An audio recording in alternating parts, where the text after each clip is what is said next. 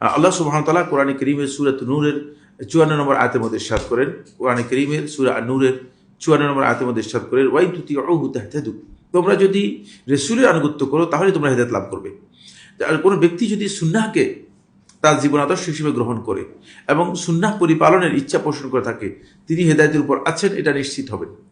এই জন্য রাসূলুল্লাহ সাল্লাল্লাহু আলাইহি ওয়াসাল্লামের আনুগত্যই হচ্ছে মূলত হেদায়েতের একমাত্র মাধ্যম, একমাত্র উপায়।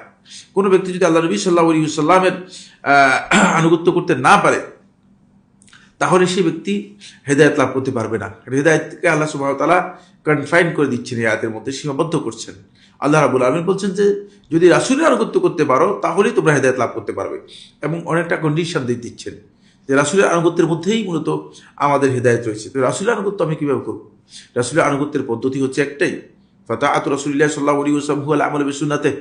রাসূলুল্লাহ সাল্লাল্লাহু আলাইহি ওয়াসাল্লামের তাআত আনুগত্য হচ্ছে হুয়াল আমালু বিসুন্নাতিহি, রাসূলুল্লাহ সাল্লাল্লাহু আলাইহি ওয়াসাল্লামের সুন্নাহ অনুযায়ী আমাদেরকে আমল করতে হবে।